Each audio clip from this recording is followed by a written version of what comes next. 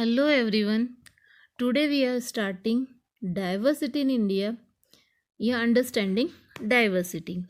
At the end of this lesson, you should be able to make observation and quite instant about various form of diversity in our and everyday environment. State the difference between diversity and inequality. Explain diversity in India and also how historical and geographical factors influence diversity. Explain the concept of unity in diversity in the context of India. इस chapter के अंदर हम diversity के बारे में डिटेल से पढ़ेंगे. Now start. Same teachers give some questions in their class to all student. Which is your favourite sports? Which is your favourite food? What is your most important festival? Which language do you speak at home? Sam को football खेलना पसंद है. His favorite food is biryani. His important festival is Christmas. He speaks Malayalam at home. Rahul loves to play football. His favorite food is aloo paratha. His important festival is Diwali. He speaks Hindi at home. Nisha loves to swimming. Her favorite food is rice and fish curry. Her favorite festival is Durga Puja. She speaks Bengali at home. Riya loves to play tennis. She likes to eat Chinese food. Her most important festival is Diwali. She speaks Punjabi at home. What do you observe from the answers given by some of the students in Sam's class? Sam and Rahul are both boys. Their eating habits are different and their important festival is different. Nisha and Riya are both girls and their favorite festivals and favorite food is different. But Riya and Rahul's favorite festival is Diwali. But they are belonging to a different caste and different religions, but they play together and study together. ये दोनों अलग अलग धर्म से belong करते हैं पर वो साथ में खेलते हैं, पढ़ते हैं. अगर हम इंडिया के चारों तरफ देखें तो India is a unique country. सब एक दूसरे से डिफरेंट हैं. जैसे सेम जो है वो क्रिश्चियन है, राहुल जो है वो हिंदू है, बट दोनों ही डिफरेंट लैंग्वेज बोलते हैं. They belongs to a different religious. Sam is a Christian and Rahul is a Hindu. Rahul or Nisha both are different. What is the obvious difference between Rahul and Nisha? Rahul is a boy and Nisha is a girl. Difference कई तरह के हो सकते हैं, like gender, religion, language, reasons.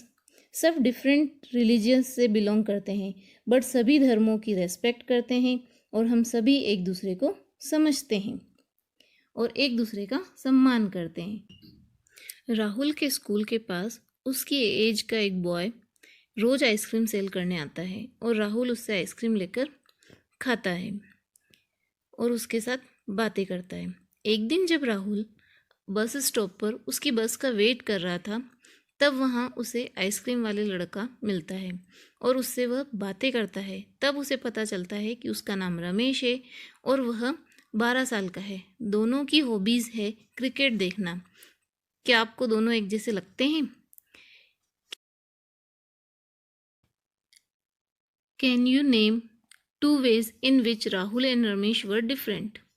Rahul goes to school every day and Ramesh sell ice cream.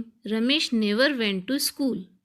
Rahul की family के पास पैसा है, वह अपनी सारी नीड्स को पूरी कर सकता है, बट रमेश की फैमिली जो है वो पुअर है और उसके पास पैसा नहीं है और इसे अपनी फैमिली के लिए पैसे अर्न करने होते हैं. Is this an example of diversity? No, this is an example of inequality. ये दोनों इनइक्वलिटी को बताते हैं. दोनों को नीड के अकॉर्डिंग वर्क करते हैं और दोनों को सेम अपॉर्चुनिटीज़ और रिसोर्सेज नहीं मिलते हैं. पंजाब की जो लैंड है वो बहुत ही फर्टाइल लैंड है और फार्मिंग यहाँ का मेन ऑक्यूपेशन है. इंडिया के कई प्लेसेस पर ग्रेन्स यहाँ से सप्लाई होता है. वीट जो है वो यहाँ की प्रमुख फसल है और सिखिज्म मेन रिलीजन है और main language is Punjabi. Lohri and Baisakhi important festivals are here. अब हम चलते हैं वेस्ट बंगाल में। ये ईस्टर्न पार्ट की सबसे लॉन्ग स्टेट है। पीपल बंगाली लैंग्वेज बोलते हैं और फिश खाते हैं। Womens wear traditional Bengali sari और दुर्गा पूजा मेन फेस्टिवल है यहाँ का। साउथ में केरला, यहाँ की मेन लैंग्वेज मलयालम है।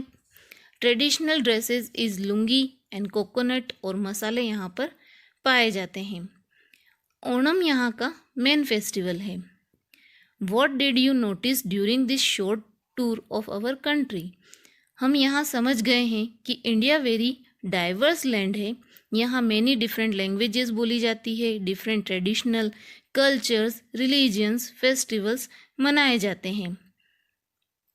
Can you think of some reasons of how India become such a diverse nation? इसको समझने के लिए हम एक एग्जाम्पल लेते हैं कि आप दिल्ली में रहते हैं और आपके पापा का ट्रांसफ़र चेन्नई हो जाता है। आप चेन्नई के ही किसी स्कूल में एडमिशन लेते हैं और वहीं पढ़ते हैं। आपकी मम्मी नेबर्स के लोगों से मिलती है, उनसे बातचीत करती है। Do you feel any changes in your life style? Yes, you have lots of change in your life. आप वर्ड्स को थोड़ा बोलना सीख जाते हैं और वहाँ की लोकल डिशेस को भी बनाना सीख जाते हैं। उसके अलावा आप वहाँ का ट्रेडिशन या ड्रेसअप भी एक्सेप्ट करते हैं। तो हम कह सकते हैं कि जब हम one place to another place move करते हैं तो कुछ चेंजेस हमारे अंदर आते हैं। अब हम लद्दाख और केरला का एग्जाम्पल लेते हैं। लद्दाख जो है वो जम्मू और कश्मीर का एरिया है। यहाँ का लैंड जो है वो स्लोप है। यहाँ बहुत ही कम वेजिटेशंस हैं। यहाँ पर स्पेशली शीप्स और गोट को पाला जाता है, जिनसे वूल मिलती है, पश्मीना वूल्स, जो बहुत ही एक्सपेंसिव होती है और इसकी सबसे ज़्यादा डिमांड होती है। लद्दाख जो है वो गुड रूट है। यहाँ से कई ट्रेवलर्स ट्रेवल करते हैं इंडिया से तिब्बत। ट्रेवलर्स इस रूट से कैरी करके ले जाते हैं पश्मीना, स्पाइसेस, सिल्क और कारपेट यहाँ से लेकर जाते हैं। Buddhism reached Tibet to Ladakh और इस्लाम भी यहाँ पहुँचा है। यह मुस्लिम धर्म है जो इंडिया में देखने को मिलता है।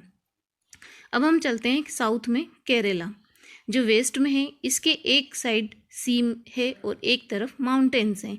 दूसरी ओर केरला जो है वो फेमस है स्पाइसेस के लिए। इलायची, लौंग, ब्लैक पेपर, यह ट्रेडर्स के लिए अच्छा अट्रैक्टिव प्लेसेस है। Arabs and Jewish traders first to come here. Christians जो धर्म था वो 2000 साल पहले केरला में पहुंच चुका था। मैनी अरब ट्रेडर्स यहाँ सेटल्ड हुए हैं और यहाँ मुस्लिम पॉपुलेशन भी पाई जाती है। ये सभी जोग्राफिकल लोकेशन है इंडिया की, जहाँ डिफरेंट रिलीजियंस है, ऑक्यूपेशंस है, एग्रीकल्चर्स हैं। इसलिए हम कह सकते हैं कि diversity is affected by it's geography and it's history. एक बहुत ही अच्छा एग्जाम्पल है unity of diversity in the world.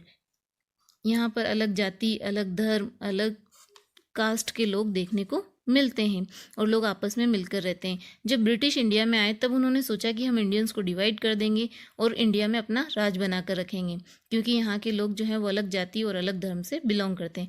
But Indians जो थे वो महात्मा गांधी और जवाहरलाल नेहरू और सरदार वल्लभ भाई पटेल की लीडरशिप में इंडिया के सभी लोग एक साथ हुए और ब्रिटिश को इंडिया से बाहर किया। Unity in diversity is written in discovery of India by Pandit Jawaharlal Nehru. उन्होंने लिखी थी कि हमारे इंडिया में अनेकता में भी एकता है। In this lesson you have learn that the differences among people can be due to many reasons including gender, religion, language regions etcetera. Inequality where people lack equal opportunities is different from diversity. India is a very diverse land with many different languages, cultures, religion, and traditions, etc. The diversity of a place is affected by its geography and also its history. The term unity in diversity is coined by Jawaharlal Nehru to describe India in his book The Discovery of India. अगर आपको ये video बहुत अच्छा लगा है तो please like करिए, share करिए और सब्सक्राइब कीजिए। Thank you.